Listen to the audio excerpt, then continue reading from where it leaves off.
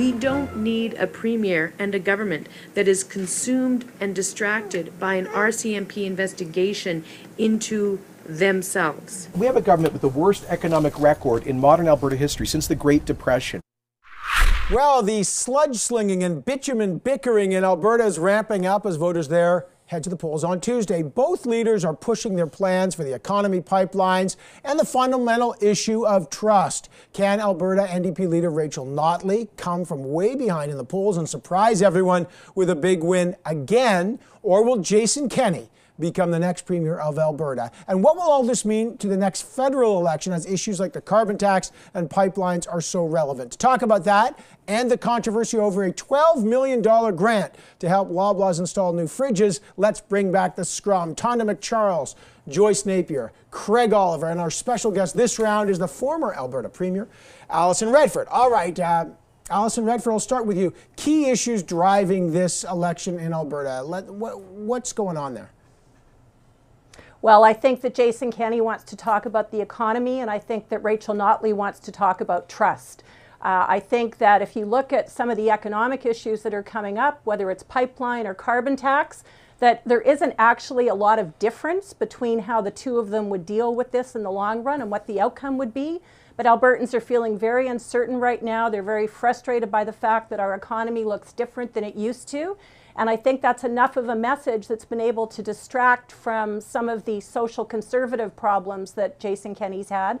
And it's going to be a tough election for Ms. Notley on Tuesday. And because they're both going for the same thing, they both say the pipeline, they're both talking about the economy, Jason Kenney's very smartly running against Ottawa, it seems, more than against his rival in Alberta. So seen from the outside, when you listen to him, you think he's running against Justin Trudeau. He's not running against Rachel Notley. But running against Ottawa may be exactly what Trudeau needs, because if Jason wins, and most of us think he will, that will be a solid phalanx of Conservatives in power from the Alberta border to the Quebec border, and the national leader of the Conservative Party too. Wouldn't the Prime Minister love to be in a fight against people he can say are backed by white supremacists, who are against climate, who are basically not very nice people, and he will say this kind of balance of power is not a very good thing. I think he'll be in a good chance to be seen as the last progressive standing against these guys. That's not a bad campaign for Trudeau. I think politically that might seem appealing to the Prime Minister, just as right now politically it seems appealing to Jason Kenney as well. But I think that the prospect of a Jason Kenney win in Alberta also creates bigger problems for Trudeau on the national scene. I think that there are a lot of his policies then that are deeply at risk, including his climate change plan. And, you know, Jason Kenney promises to bring huge battles to Ottawa over equalization and the very notion of what it means to be a province within a Canadian federation. So I think that there's a lot more trouble down the line than just politics. And he's really talking to people. Well, I think, you know, this reminds me so much of when I was growing up in Alberta and Premier Lougheed was the premier. We had a different Prime Minister Trudeau, and we were in sort of very much in these discussions about the nature of confederation. And I think that this rising feeling of frustration is back again in Western Canada, which is unfortunate because I don't think we get through these issues when there's this kind of polarization, whether it's from Alberta, Ontario, or Quebec. But I think we're about to enter into a place where the next federal election will be very fractious around these issues that we remember from when we were much younger in Canada. It's just so fascinating that Jason Kenney wrote in the West wants in and the Harper government. Now he's running basically the West wants out, which is kind of fascinating. But you're right. He's threatened to cut off oil to British Columbia over the pipeline. He's threatened to renegotiate the issues on equalization and then the carbon tax. Just speaking of carbon, just as a segue, Craig, I'll start with you. The minister, let's call it the minister's choice, like a pun on the president's choice. Minister Catherine McKenna had this announcement where $12 million for Loblaws will go to Loblaws to install low-emission fridges. Now, it is part of a low-carbon economy leadership fund, which has about $2 billion for clean technology. And Loblaws also has to invest $36 million as a partnership. But the Liberals have been criticized for giving $12 million to a profitable company that opposed minimum wage owned by the richest family in Canada. What are the options optics of made this. hundreds of millions in profit. Got nailed by the federal government over the bread scandal, and also by CRA over offshore banking.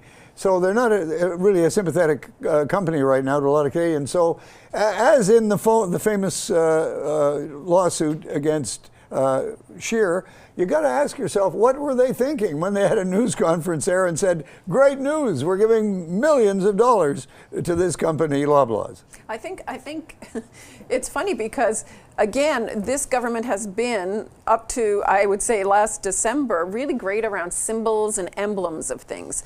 And yet, since really December, since their clash with China over the Mengwan, they seem to be putting their foot wrong on so many levels and not getting the symbolism of a lot of what they're saying. And they're coming off as, I think, tone deaf again and again on so many things. And you know, it's the rollout that is strange, because, you know, why not start with the fact that Loblaws did it? Look, I'm not defending the fact that we're giving $12 million to a huge corporation, which is, you know, incomprehensible to most people. So why not just explain that actually it's $35 million that the company is spending and then getting $12 million. But there are a lot of small grocers that haven't had this grant because it is very complicated and it is also very costly to get through the paperwork and get this grant. Alison Redford, I mean, they didn't have to do it in this format. They could have done an accelerated capital cost allowance. And there's lots of other incentives that may not have the symbolic resonance of this. What's your take on it? Well, I think that that's correct. And when I first saw the story, it took me back to why you would make that policy choice anyway, and why you wouldn't, if you were focusing on trying to get businesses to make smart decisions, to come up with something that wasn't a grant format. Grants are complicated to apply for. You know, on top of everything that we've just talked about, it's much more likely that a company like Loblaws is going to have the technical capacity to submit the paperwork for that grant. So I think that's really problematic. And the other thing, quite honestly, is I don't know why we would have had to have the government make that announcement in Ottawa when there's grocery stores right across the country that probably have already been successful in getting these grants, maybe not $12 million, but highlighting some of those stories to talk about how the government of Canada is supporting middle-class Canadians and small businesses would have been a much better message. All right, I got to leave it there. It's just fascinating, as you say, Tonda, what the messaging on some of these fundamental policies is always now suffused with so much controversy. Got to leave it there. So much to talk about. Alison Redford, thank you for joining us. Tonda McCharles, Joyce Napier, Craig Oliver, always great to see all of you.